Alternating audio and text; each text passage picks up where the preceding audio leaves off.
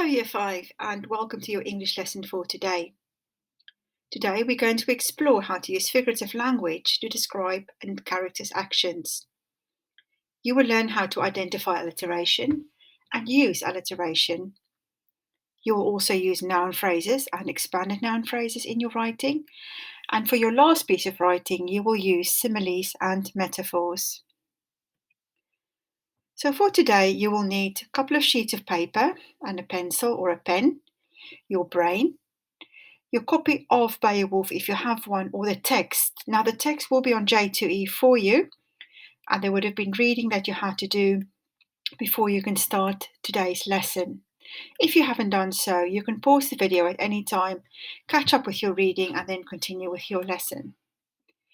You can always catch up afterwards, but it will just give you a good idea of what the story is about so far.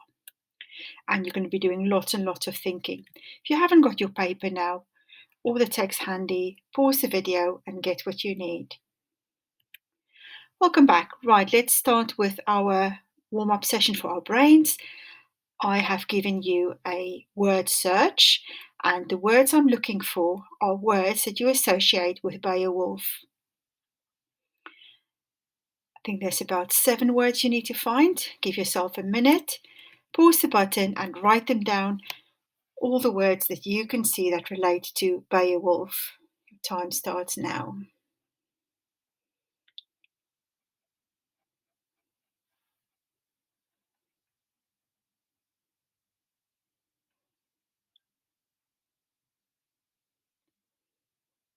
You might have done really well so far, and you might have noticed that some of the words are very obvious and some are a little bit more tricky, but this might help you to find the word you're looking for. Beowulf, Grendel, dragon, legend, Hrothgar, Harriet, and Anglo-Saxon. Fantastic. Remember to post this to me at the end of the lesson on J2E that I can have a look at how well you've done. So to get a really good understanding of where we are in the story, you should have read up to page 41. Like I said before, you can do it now, stop the video and go and read that, or you can read it afterwards, but it will really help you to get a good understanding of where we are.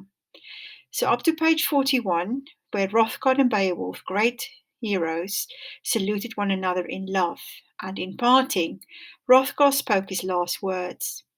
I now hand you over, Harriet, to you, brave Beowulf, to have and to hold through this night. So our story continues from page 42 and page 43 today. So far in Beowulf, you have identified the features of a legend. You identified some artifacts of Anglo-Saxon times. You've written your own kennings. You've written a letter of advice. And I've heard some fantastic heroic speeches. I've also read a few that people have written in school. Really good work. So today we're going to describe Grendel using noun phrases. You're going to write your own noun phrases using some conjunctions. You're going to identify alliteration in Beowulf and why the author uses it. You will write your own alliterative your own phrases, And you are going to write a fight scene between Grendel and Beowulf using noun phrases, alliteration with powerful verbs and adjectives. And then as a challenge, I would really want to see if you can write in your kennings as well in your last piece of writing. Let's get on before my tongue twist again. So you can pause the video now and draw a thought cloud or a picture of Grendel and write all the nouns you can to describe Grendel. So what does he look like? How does he move? What does he sound like? When we do a character description, we think more than what the person or the character looks like. We think about how they speak, how they move, how they behave, and what they might be feeling. So for now, I really want you to write down all the nouns that you would like to use to describe Grendel. So pause the video and write them down. Well done. So some of the noun phrases to describe Grendel, you could have written he's a creature, and then I would like you to join that word with another word. So he's a creature of terror, for instance. You could go a bit further and then say he's a tyrant of my conjunction, fear, and another conjunction called and terror. So all of a sudden, my noun phrase is getting a little bit longer and I get a much better idea of what my character might be like. On the next slide, you will find nouns in the pink section and in the green sections. And I would like you to make as many phrases as you can to describe Grendel. I want you to use the word of between the first two words and then try and join it with another noun with the word and. Pause the video and write down as many as you can.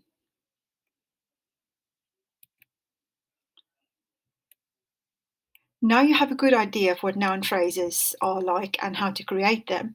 I want you to pause the video and get your paper ready again and see if you can find any of the noun phrases like the one you've created in these 2 pages of text, page 44 and page 45.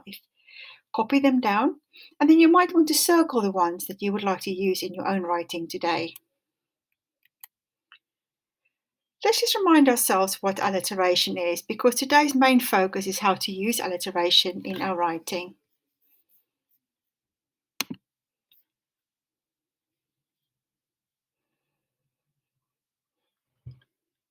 A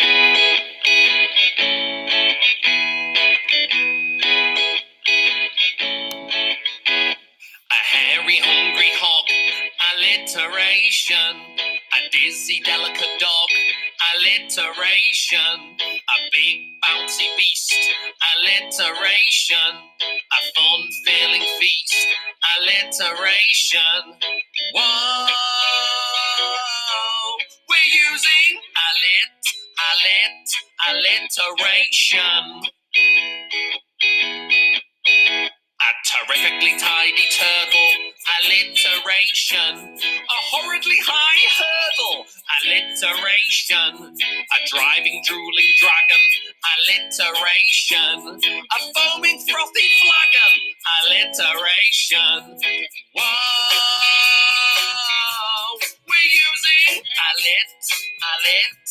alliteration. 2 or more words that start with the same sound. Alliteration. 2 or more words that start with the same sound. Alliteration. Whoa, we're using alliteration. Whoa, we're using alliteration.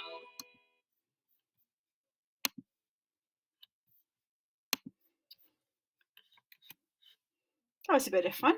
I hope you'll remember now what alliteration is. So quite right, it is a group of words that begin with the same sound. Now sometimes these words are next to each other, but sometimes they are just repeated in the same sentence. An example I have here for you. She cheekily chased the rabbit, crawling and creeping through the cracks in the coiling branches. My next sentence I would like you to say out loud which words you can see forms an alliteration. Fantastic. The shadow shifted the sea silently. What does that make you feel like? It tells you how something is moving. You can see the sea is moving silently, and shifted means it goes forward and back, maybe. Now, in the next sentence, you could see the blurred shape of the moon in the navy blue blanket sky. Shout out which ones you think are the alliterative words. Fantastic. Blurred, blue, and blanket. Alliteration in Beowulf. So on this piece of text that I've extracted from the book, I would like you to see if you can quickly write down which words create alliteration. Pause the video and write them down. It could be in a list or in a sentence.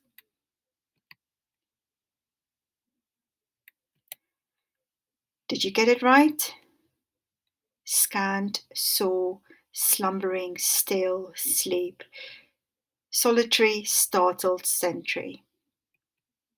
Now your turn.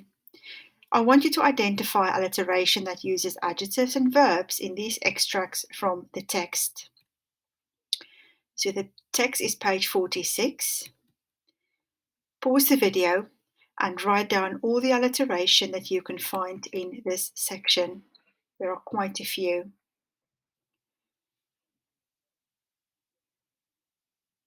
Right, now that you're back, let's have a quick think. Why does the author use alliteration so frequently? Like I said before, it creates a sense of action and movement. It sort of tells us how a person might be behaving. If you combine that with your kennings, you'll get a very good description of your character. Certain phonetic sounds work better for this, so words that start with an F, a V, an S, an M, an N, and a G. Can you spot them? Yeah, I can see quite a few in this page, and I'm going to use my cursor here to show you. Great, gobbled, gnawing, and gnashing. That is our G phoneme here. Can you find any good noun phrases? Once again, you can pause the video and write down any good noun phrases that you can see in this text, like you have created already. Which ones would you like to use in your story today or your piece of writing?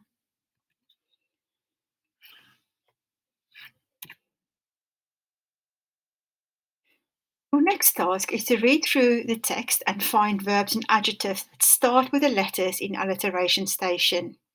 So you can draw this on your paper and write the words from the text next to each letter. You might have to go and find your text on J2E. Maybe you could print off a page or a couple of pages and have it handy for you. And I want like you to write words like gore or gluttonous next to G, and then find some verbs. Now pause the video and write them down. The second part is now I want you to use those words that you have written around your alliteration station buttons into a phrase. A night of gore and gluttonous pleasure awaits him.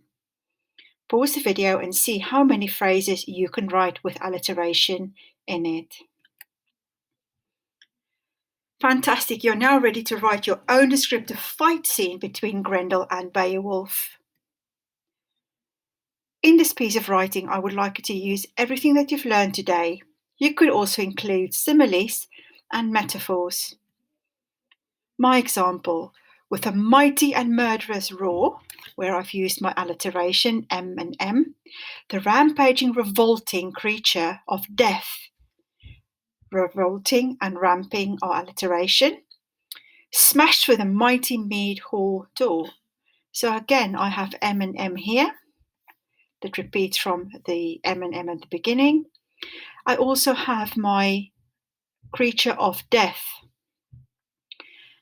that I have created my noun phrase for, written into this sentence. My next sentence, the thick woods snapped suddenly like twigs in the path of this giver of destruction and death. And here is a good example of my noun phrase, giver of destruction and death. And that's what we've done today. We've used the of and conjunctions to join these two together. Now, of course, this sentence here, the, will come after that. But I've broken it up so that you can see how to start that. My next sentence, the Danes froze in fear as Beowulf fiercely folded his fist and fought frantically. There's a bit of a tongue twister. What can you identify in that sentence? Pause the video now and write down your own descriptive fight scene between Grendel and Beowulf. If you're not quite sure, please read some of the pages in your book, page 43 to page 56, and that will give you a good idea what is going on between Grendel and Beowulf. But I want you to write your own descriptive fight scene. I'm really looking forward to read this at the end of the day. And this is what I expect you to upload by the end of the day. I hope you have a really good lesson, Year 5, and I would like to see your work later on. Goodbye.